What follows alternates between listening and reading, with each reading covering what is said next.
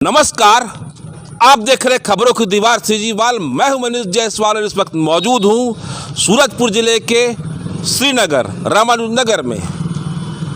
प्रेमनगर विधानसभा और सरगुजा लोकसभा में यह क्षेत्र अपने आप में महत्वपूर्ण स्थान रखता है। यहीं से कुछ दूरी पर प्रेमनगर के विधायक रहते हैं और यहीं पर पूर्व राज्य मंत्री रेणुका सिंह का भी घर है। सियासत के लिहाज से देखा जाए तो यहाँ की तासीर कुछ गर्म ही है, लेकिन सुविधाओं के हिसाब से देखा जाए तो यहाँ की तासीर कुछ ठंडी है। विकास कागजों में बहुत है। आइए आज चलते हैं आज के शो में।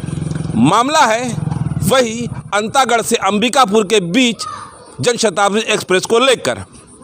हमारा कारवां आज यहाँ पहुँच चुका है और लोगों से जानना चाहता हमारा कारवां आज यहाँ पहुँच चुका है और लोगों से जानते हैं कि यहाँ के लोग जो सोशल मीडिया में वायरल हो रही है एक मांग अंतागढ़ से अंबिकापुर तक जनशताब्दी एक्सप्रेस चलाने की, उसको लेकर क्या सोचते हैं। यहाँ हमारा कारवां पहुँचने का एक और भी खास मकसद था, क्योंकि यहाँ से कुछ दूरी पर एक रेल लाइन भी बिछी हुई है। आइए पहले चर्चा करते हैं यहाँ के लोगों से। मेरे साथ इस वक्त मौजूद है शिक्षक नेता याग्वेंद्र दुबे। इन्होंने भी पत्र लिखकर अपना समर्थन दिया है अंतागढ़ से अंबिकापुर तक जाने वाली तक प्रस्तावित जनशताब्दी एक्सप्रेस को। बताइए सर कि आप लोग क्या सोचते हैं इस ट्रेन के बारे में। देखिए, जो परिकल्पना जो हमारे सामने एक विचार आया है कि अंबिकापुर से अंतागढ़ के बीच एक जन शताब्दी एक्सप्रेस चलनी चाहिए, यह हमारे क्षेत्र के लिए और छत्तीसगढ़ के लिए एक बहुत अच्छी सुविधा होगी। इससे हम लोगों के लिए बस्तर और बस्तर वालों के लिए अंबिकापुर पहुंचना एक बहुत ही शासन का सार्थक और छत्तीसगढ़ को जोड़ने वाला एक पहल होगा, जिसके जितना कर्मचारियों को कितना लाभ मिलेगा सर। आप यहाँ इंटीरियर क्षेत्र से आते हैं, यहाँ पर अधिकांश क्षेत्र पिछड़ा हुआ क्षेत्र है, क्या फ़ायदा हो कर्मचारियों को फ़ायदा यह होगा कि कुछ लोग जो है तो दूरी के कारण जो है बस्तर की तरफ नौकरी करने में डरते हैं या वहाँ के लोग यहाँ आने में डरते हैं। एक फ़ायदा यह होगा कि उन लोगों को यहाँ और वहाँ से यहाँ आने में, क्षेत्र बदलने में उनको ज़्यादा दिक्कत परेशानी नहीं होगी। और दूसरी बात, इसी बहाने कम से कम रायपुर से आगे की जो यात्रा है, बहुत से जो तीर्थ यात्रा हैं और बहुत से लोगों की जो रिश्तेदारी है, उससे भी उन लोगों को एक बहुत ही सहज और सुविधाजनक जो है तो एक विकल्प उन लोगों के पास उपलब्ध हो जाएगा। क्या नाम है सर। सुनील कुमार पांडे। ये ट्रेन को लेकर आप लोग के मन में क्या विचार है, क्या है। जो आपके सीजीवाल एक सोशल मीडिया के माध्यम से जो चल रहा है, लोगों के उस पे शासन तक संदेश डालने के लिए, जनहित के लिए, वो सबसे पहले तो मैं सीजीवाल को धन्यवाद दूंगा कि आपने एक अच्छी पहल की शुरुआत की है। अच्छा प्रयास और अच्छा संदेश दे रहे हैं। अंतागढ़ से अंबिकापुर तक जन शताब्दी जो ट्रेन की मांग रखी है, वो कर्मचारियों के लिए, जनता के लिए इकोनॉमिकल प्लस समय दोनों का ही बचत करेगी। इकोनॉमिकल, अभी यहाँ अंबिकापुर से लोग जाते हैं रायपुर जाते हैं 700-750 रुपये का भाड़ा है, और ट्रेन से अगर हम सेकंड क्लास स्लीपर से जाते हैं तो 200, 250, 300 रुपये से हमारा निपटान हो जाता है। सर, अंतागढ़ से अंबिकापुर तक जो जनशताब्दी की मांग चल रही है, वो उसको आप लोग किस नज़र से देखते हैं और क्या उम्मीद करते हैं कि पूरी होगी। बहुत ही अच्छा मांग है और यहाँ के लोगों को इससे सुविधा होगा, आने जाने की दूरियाँ कम होंगी और लोगों का किराया भी बचेगा। इसलिए बहुत ही अच्छी मांग है। मैं इसलिए आपको धन्यवाद देता हूँ, सीजीवाल को धन्यवाद देता हूँ। क्या सर लग रहा है कि यहाँ का जो स्थानीय जनप्रतिनिधि वगैरह है, इनके बात कानों में अगर बात आएगी तो ये लोग समर्थन करेंगे। बिल्कुल समर्थन करेंगे, बिल्कुल करेंगे। आपको क्या लगता है, ट्रेन चलनी चाहिए कि नहीं चलनी चाहिए। बहुत अच्छा है, ट्रेन चल जाए तो हम लोग के सारे ग्रामीण ये इलाके में बहुत अच्छा तरीके से सुविधा बन जाएगा और वहाँ पहुँच का साधन बन जाएगा। सर, अंतागढ़ से अंबिकापुर जनशताब्दी एक्सप्रेस है उसको लेकर आप लोग के मन में क्या है, चलनी चाहिए नहीं चलनी चाहिए, क्या विचार है? और रेल सुविधाओं की अगर बात करें तो यहाँ पर क्या सुविधाएं हैं?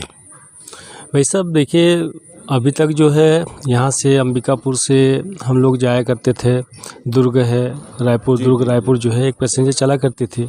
शेडोल के लिए भी मेमो सब चला करती थी। और अभी अभी हाल में ही दिल्ली के लिए भी एक ट्रेन शुरू हुई है।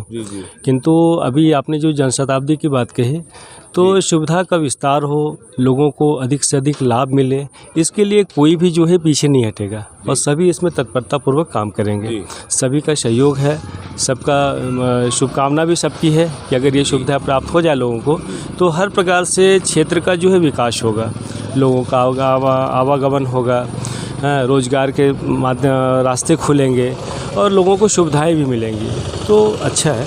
यहाँ पर क्या रेल की सुविधाएं हैं? आप लोग को यहाँ पर के लिए निकट क्षेत्र कहाँ जाना पड़ता है? फिलहाल तो अभी अपन को रेल सुविधा के लिए कटोरा या ओचडी या फिर विश्रामपुर या और उससे भी ज़्यादा मतलब कुछ और सीट उट का चक्कर को लेकर पालना रहता है, मतलब मुझे होता है अंबिकापुर जाना पड़ता है। यहाँ मतलब पटरी बिछी है, कोई मतलब का नहीं है एकदम? नहीं, अभी तो कोई मतलब का नहीं है फिलहाल, नहीं मतलब, क्योंकि पैसेंजर लाइन अभी चालू नहीं हुई है, केवल मालवाहक लाइन चल रहा है।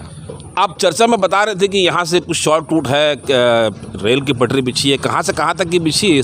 श्रीनगर से श्रीनगर से परसा केते तक का लाइन बिछा हुआ है।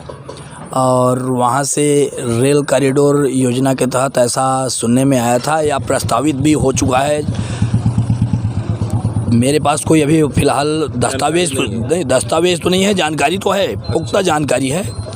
यदि समय आया तो उन दस्तावेज अभी रेल बिछी हुई खाली काहे के लिए? ये सिर्फ कोल ट्रांसपोर्टिंग का इसमें जो है जरिया बनाया गया है, जबकि इसमें रेल कॉरिडोर योजना के तहत कटघोरा, कोरबा और इधर अकलतरा को जोड़ना था, जो कि हमारे लिए बहुत ही नज़दीक का मतलब 60 रास्ता बनता है, जिसमें हम बिलासपुर या अनूपपुर होते हुए जाते हैं मनेंद्रगढ़ होकर के।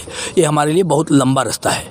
बात यह है मेरे साथ में निवेदन कि परसा केते से यदि अंबिकापुर भी यदि रेलवे पैसेंजर चालू कर दिया जाता है, तो इससे भी यहाँ के क्षेत्र को लोगों को काफ़ी जो है कम पैसे में जो तुम लोगों का जो अपना संभाग मुख्यालय का यात्रा जो है तो हो जाएगा और अनूपपुर तक जा सकते हैं। और यह जो है तो एक दिन ऐसे केंद्रीय मंत्री और यहाँ के विधायक चर्चा भी हुआ था कि यदि आप इस पहल को तत्काल में तो पैसेंजर चालू ही करवा सकते हैं, तो यदि यह भी चालू हो जाता है तो हमारे लिए फिर अंबिकापुर पहुँचना भी बहुत सस्ता हो जाएगा और अंबिकापुर से अंतागढ़ तो फिर सोने पे सुहागा ही है। फिर सियासत के हिसाब से देखा जाए और क्या बोलते हैं कि संसाधनों के हिसाब से देखा जाए तो ये क्षेत्र जो रहा है कोयले के लिए जाना जाता है, यहाँ कोयला उत्खनन होता है। उस हिसाब से सियासत और जो यहाँ खनन होता है उसको लेकर क्या यहाँ पर रेल सुविधाएं मिली हैं? जी नहीं, बिल्कुल ही किसी भी तरह की सुविधाएं लोगों को नहीं मिली हैं। खास करके रहा बात की राजनीति से जुड़े हुए लोगों का, लोग अपना जेब भरने में लगे हुए हैं, जन सुविधाओं के बारे में बिल्कुल सोच ही नहीं रहे हैं। यहाँ से कहीं भी हमें इस क्षेत्र के लोगों को शिक्षा, चिकित्सा या किसी भी चीज़ के लिए अच्छी खरीदारी, किसी भी मतलब एक आम जीवन में जो होना चाहिए उसके किसी भी अच्छे मतलब स्तर पे, उच्च स्तर पे अगर कुछ भी करना है तो हमको बिलासपुर रायपुर का रास्ता अख्तियार करना ही होता है। लेकिन हमारे पास आवागमन के साधन नगण्य है। रेल में नेटवर्क होने के बाद भी ऐसी स्थिति है, बसों पर बस यहाँ पे हमारे यहाँ दोहन किया जा रहा है, यहाँ का कोल माफियाओं के द्वारा दोहन किया जा रहा है। जो भी फंड धूल मिट्टी आप लोग खाए हो, लेकिन सुविधाएं नहीं, सुविधाएं जीरो।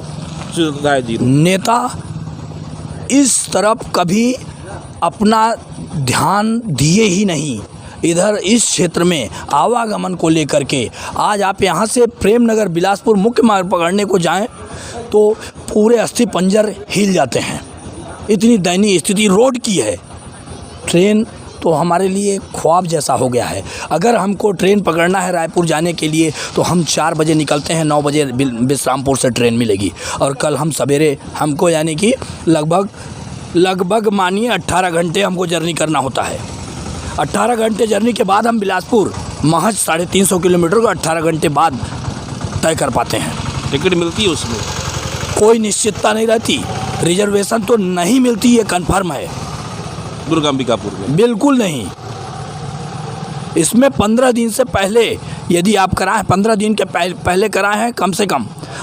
आप सोचें, करंट रिजर्वेशन तत्काल आरक्षण का कोई यहाँ पे वो नहीं है। जनरल कंपार्टमेंट में जानवरों से भी बदतर स्थिति रहता है वहाँ पे ट्रेन का।